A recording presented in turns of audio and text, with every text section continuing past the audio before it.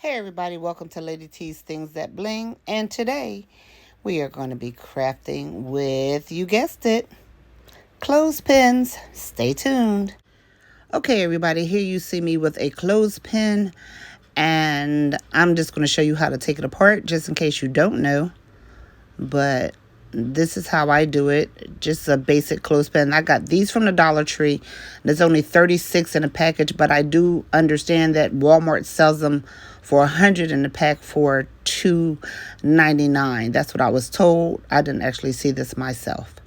Now I'm using the Dollar Tree wood glue. It's called super glue, wood glue. And I took the clothespins apart, and now I'm going to put them back together, but I'm going to put them together back to back. And there you have it. And make sure they're lined up properly.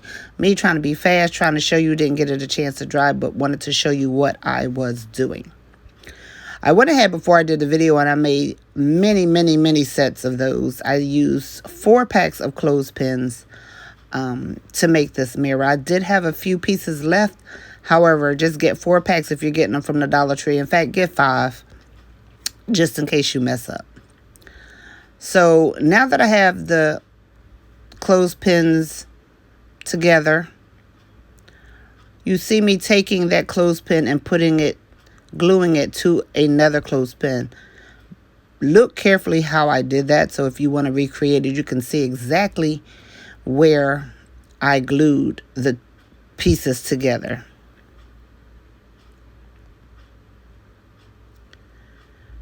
And when I tell you this glue is excellent, this glue is really excellent.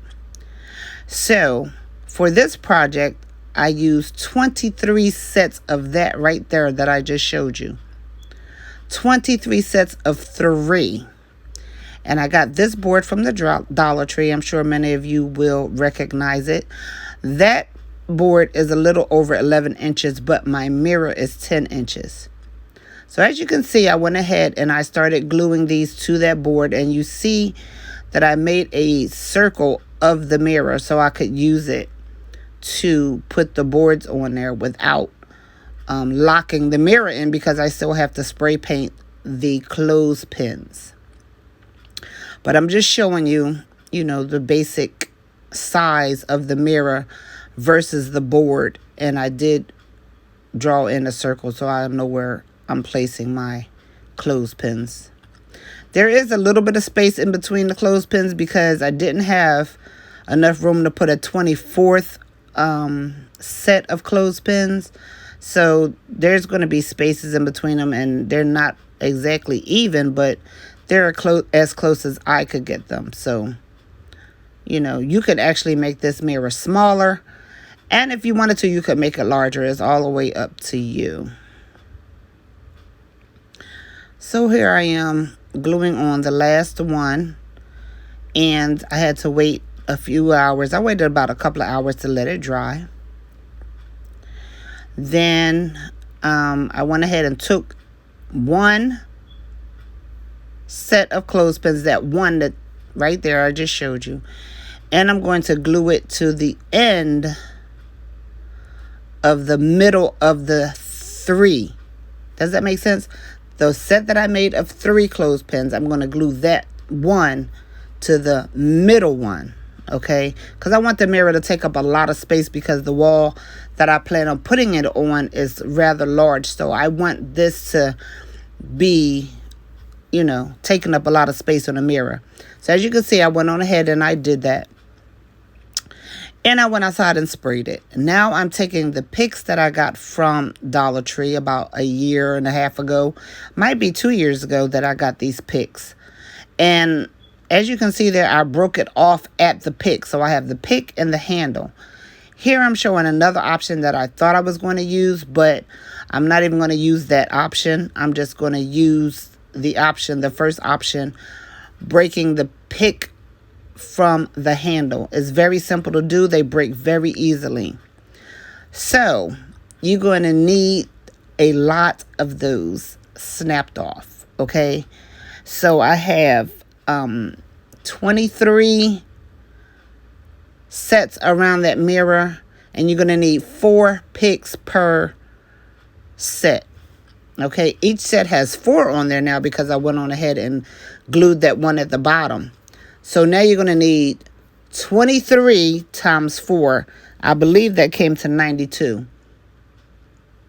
23 times 4. Let me just go to my calculator, but I believe that came to 92 when I did the calculations before. So let me clear this calculator. So it's 23, what did I say, times 4. And that came to 92. So, honey, get to snapping. And as you can see here, I already laid some down. And I'm using that fix-all glue from the Dollar Tree. I really, really, really like that glue. Just like I like the wood glue. So to save some time, instead of me using hot glue, I just used this because, let me tell you, the hot glue was getting on my nerves. So I just laid it down. And then I laid the pick handles on the clothespins, as you can see here. So that is the whole pick separated from the actual pick. The picker. You know, those are the things they use usually at weddings for finger foods or hors d'oeuvres. So here you see me finishing up the first part of this.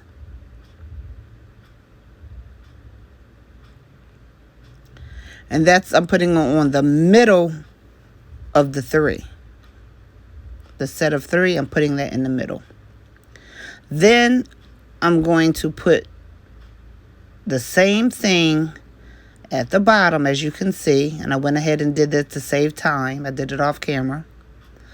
Then I'm going to put, now this is the quick grip. I was using that because I thought I had ran out of the fix-all, but I had more, and that quick grip was just getting on my nerves. So now I'm going to put one on either side of the picks on the top. It's a set of 3, remember? So I'm going to put a pick on each toothpick. I just say it like that. Each toothpick gets a pick. That just makes it easier to understand. And don't worry, some of them look a little crooked, but I will fix them. And the thing is that you really got to let this stuff dry, especially the ones at the bottom, because if you don't, they can get a little bit flimsy. But at the end, and I didn't show you this, but I'll probably show you when I reveal it on my community page. I actually had to put popsicle sticks on the back. I had to put popsicle sticks on the back to keep them from falling off, because the set of 3 is really heavy, and I didn't consider that when I was doing it. So just gluing it at the top. A lot of them stayed on there really well, but I did have to go back and reinforce with popsicle sticks. So I just want to caution you on that if you're going to make this project, either make your cardboard have your a smaller mirror so you can have more space for the clothespins, or you can just cut out a bigger board or use a bigger board so your clothespins can have more space. That board that you see my mirror sitting on is the board that I used outside when I went to spray it. So that board is not going to be used with that. And also at the end, I decided to put some little beads, some little bling on it, because I am Lady T's things that bling. So I had to add just a little bit more bling on there to make me satisfied with this project. And what I did was I just put the bling in between the top and the bottom of the one that has the 2 on it, the top and the bottom. You'll see what I'm talking about. And I'll just put a dot in between them, a gem in between them, a silver gem in between them. And that's the end of that story. So I really, really love this mirror. And I'm making it big because the wall that I intend to put it on is a big wall. So I want to use that. See those little gems, how I'm putting it right in the middle of the 2 And there it is. So now I'm putting the mirror on. I didn't take the feet off, and I'm glad I didn't, because I want it to be raised up a little bit. I didn't want it to be exactly flat on that board. So here I'm putting the mirror in, and then I have to clean it. And even with the glue, y'all, it was a whole bunch of webs, like unbelievable. So I had to clean that off too. And a couple of them are crooked on there, but they will be fixed. I didn't know they were that crooked. So that's the mirror. And I hope you enjoyed this video. And if you recreate it, let me know. And it's going to look way better on the wall. So check me out tomorrow. Thanks for watching. God bless. I hope you enjoyed. Please leave a comment and don't forget to like and share. Thank you.